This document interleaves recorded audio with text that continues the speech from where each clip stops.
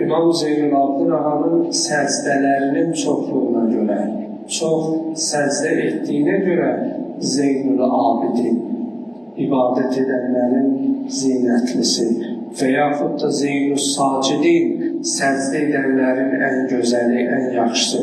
Hətta el arasında, tarixdə də var, İmam Səccad deyirlər. Aramızda elm əhli olan tələbələr var. Səccad fəal vəznində, ərəb dilində mübaliğə.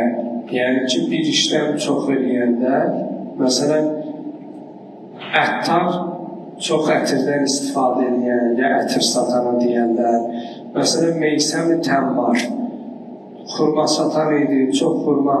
Səccad da həmin o ölçüdə, vəzində, fəal vəznində olduğuna görə buna ismi mübaliğə deyirlər, ərəb dilciliyində. Yəni, çox səzdə edən, vaxtının çoxunu səzdə ilə keçirən. Əgər Kərbəla qiyamının başlanğıcı biz desək İmam Hüseyin əleyhissalamın şəhadəti ilə isə, amma İmam Səccad əleyhissalamın o səzdələri, sükutu, o əzmi həmin məktəbin qalıcı və davam etməsidir. Təbii ki, biz bunları ona görə tarix boyu danışırıq. Tarixin bütün belə deyək, dönəmində bu hadisələr danışılır ki, bu tarixi hadisələr və tarixi şəxsiyyətlər heç zaman unudulmasın.